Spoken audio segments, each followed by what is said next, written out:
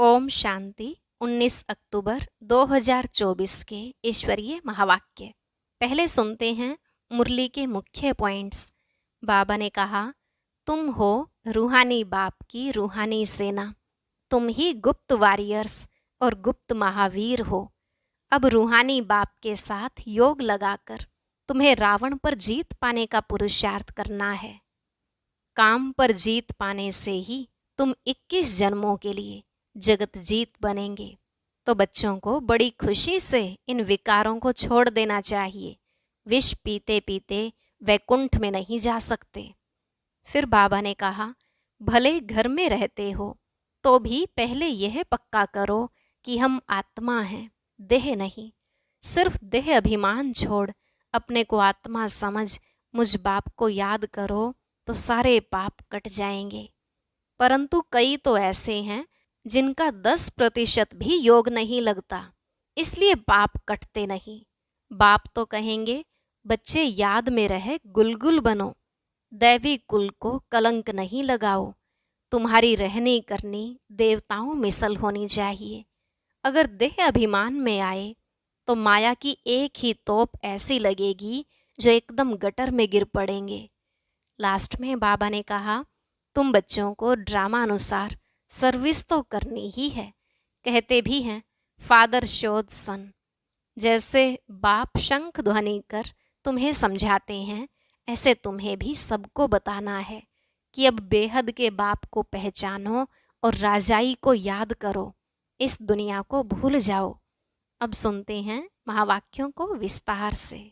बाबा ने कहा, मीठे बच्चे सदा खुशी में रहो तो याद की यात्रा सहज हो जाएगी। याद से ही 21 जन्मों के लिए पुण्य आत्मा बनेंगे।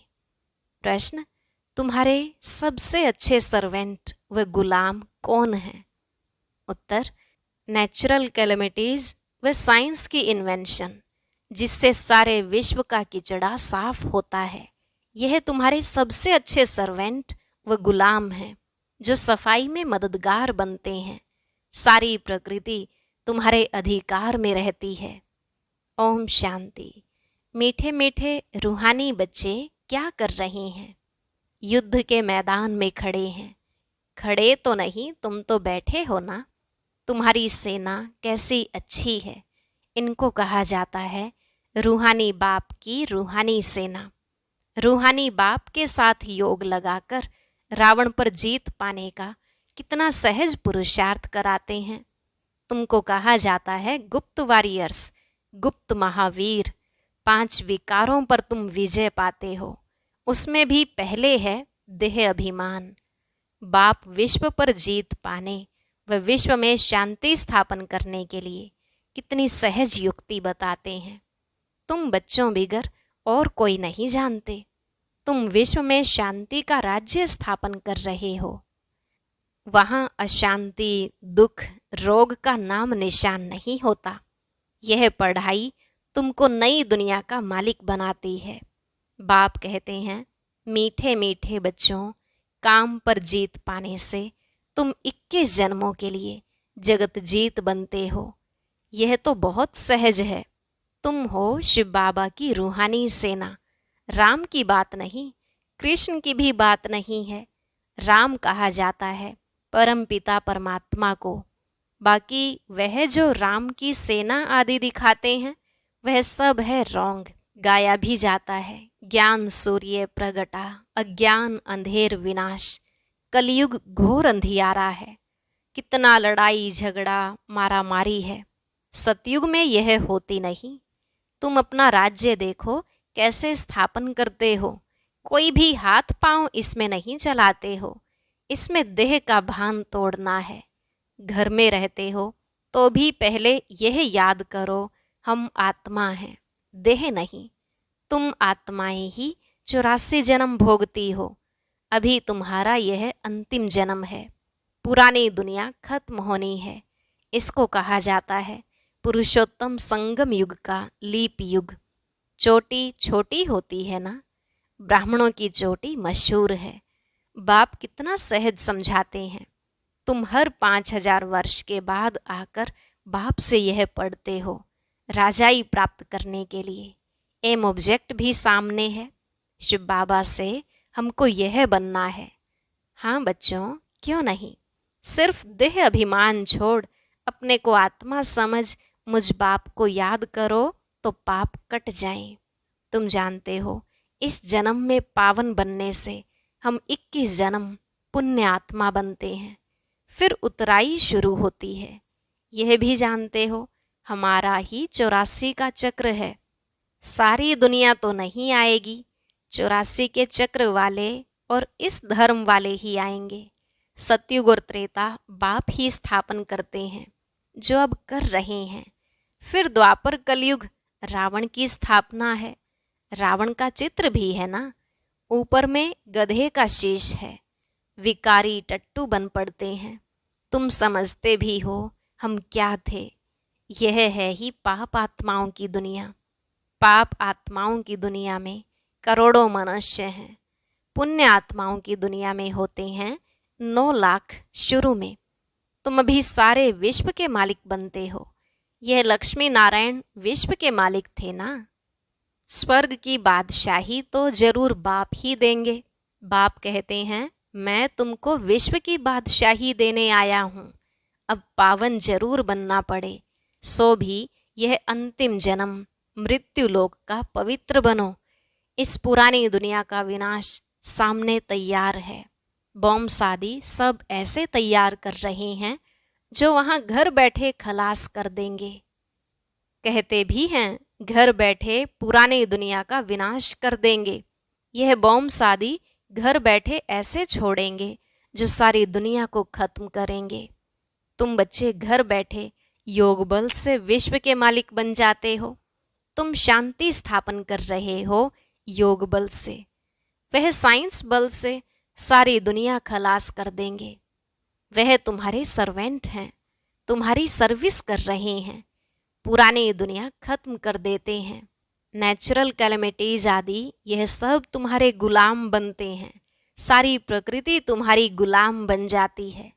सिर्फ तुम बाप से योग लगाते हो तो तुम बच्चों के अंदर में बड़ी खुशी होनी चाहिए। ऐसे बिलवेड बाप को कितना याद करना चाहिए। यही भारत पूरा शिवालय था। सतयुग में संपूर्ण निर्विकारी, यहाँ है विकारी। अभी तुमको स्मृति आई है। बरोबर बाप ने हमें कहा है, हियर नो इविल। गंदी बातें मत सुनो, मुख से बोलो भी नहीं। बाप समझाते हैं, तुम कितने डर्टी बन गए हो। तुम्हारे पास तो अथाह धन था, तुम स्वर्ग के मालिक थे। अभी तुम स्वर्ग के बदले नर्क के मालिक बन पड़े हो। यह भी ड्रामा बना हुआ है।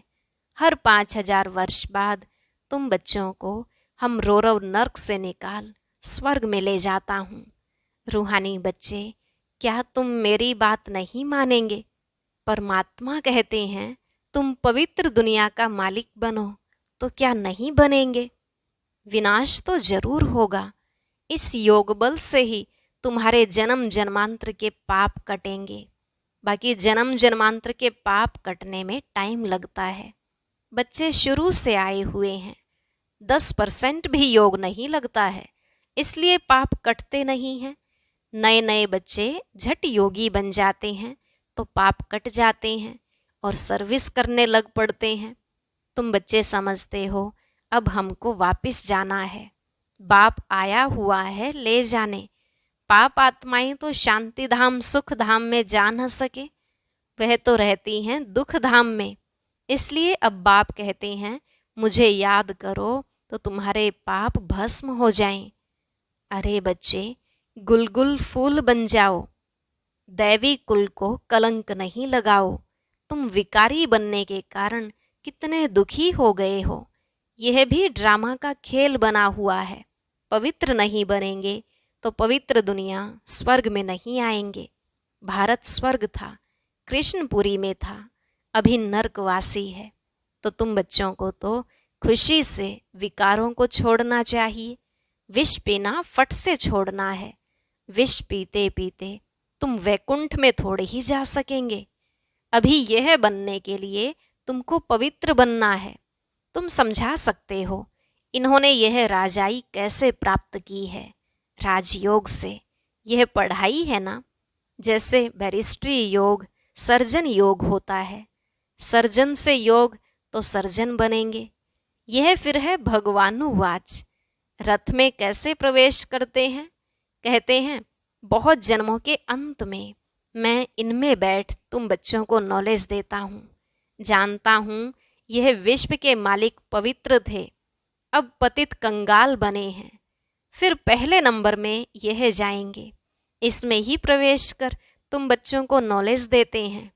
बेहद का बाप कहते हैं बच्चे पवित्र बनो तो तुम सदा सुखी बनेंगे। सतयुग है अमर लोक, द्वापर कलयुग है मृत्यु लोक। कितना अच्छी रीति बच्चों को समझाते हैं।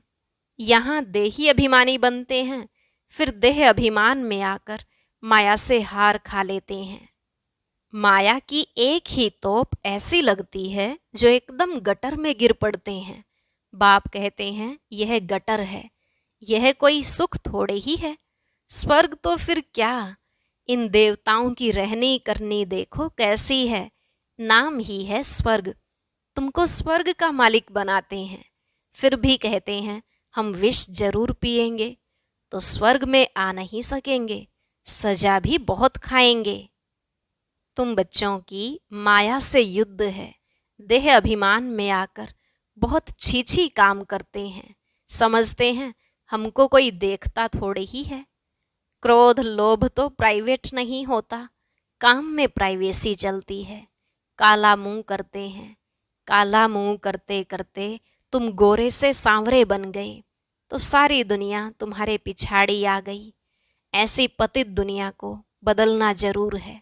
बाप कहते हैं तुमको शर्म नहीं आती है? एक जन्म के लिए पवित्र नहीं बनते हो? भगवानुवाच काम महाशत्रु है। वास्तव में तुम स्वर्गवासी थे तो बड़े धनवान थे, बात मत पूछो। बच्चे कहते हैं बाबा हमारे शहर में चलो। क्या कांटों के जंगल में बंदरों को देखने चलूं? तुम बच्चों को ड्रामा अनुसार सर्विस करनी ही है। गाया जाता है फादर शोध सन। बच्चों को ही जाकर सबका कल्याण करना है। बाप बच्चों को समझाते हैं यह भूलो मत, हम युद्ध के मैदान में हैं। तुम्हारी युद्ध है 5 विकारों से। यह ज्ञान मार्ग बिल्कुल अलग है। बाप कहते हैं मैं तुमको स्वर्ग का मालिक बनाता हूँ 21 जन्मों के लिए। फिर तुमको नरकवासी कौन बनाते हैं? रावण। फर्क तो देखते हो ना।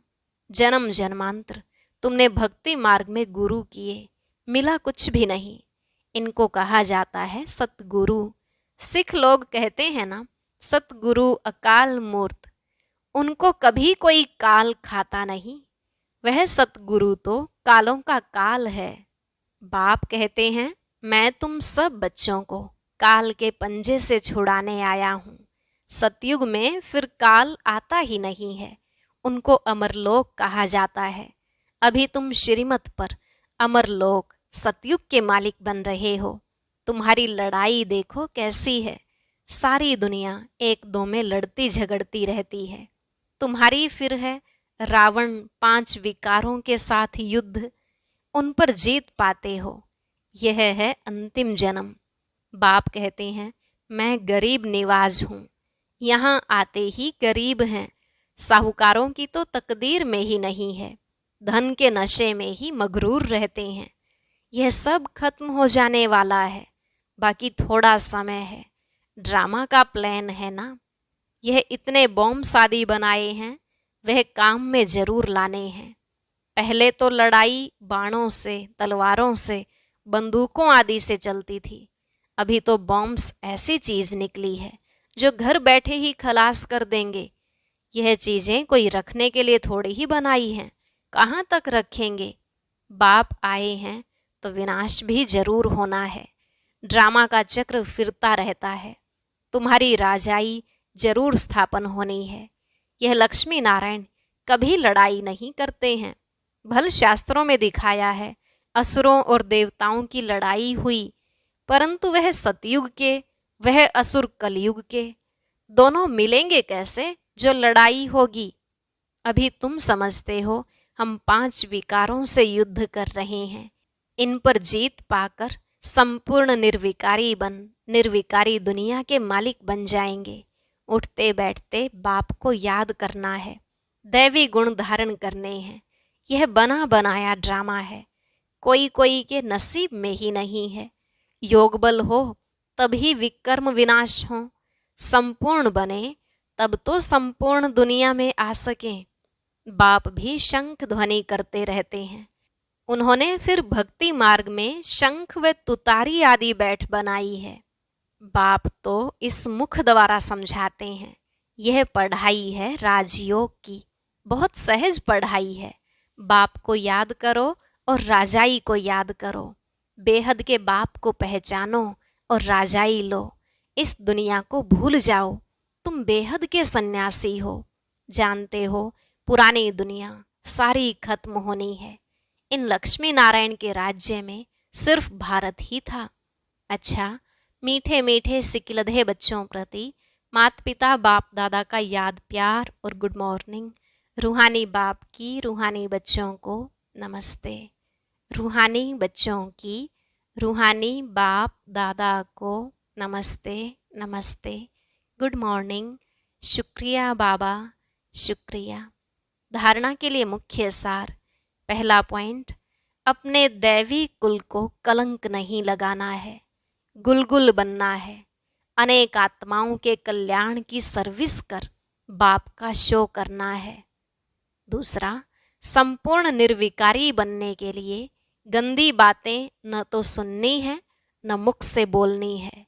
Here no evil, talk no evil. देह अभिमान के वश हो कोई छीछी काम नहीं करने हैं। आज का वरदान, मन मनाभव के मंत्र द्वारा मन के बंधन से छूटने वाले निर्बंधन ट्रस्टी भव। मन मनाभव के मंत्र द्वारा मन के बंधन से छूटने वाले निर्बंधन ट्रस्टी भव। बाबा ने कहा, कोई भी बंधन पिंजरा है। पिंजरे की मैना अब निर्बंधन उड़ता पंछी बन गई। अगर कोई तन का बंधन भी है तो भी मन उड़ता पंछी है, क्योंकि मन मनाभव होने से मन के बंधन छूट जाते हैं। प्रवृत्ति को संभालने का भी बंधन नहीं।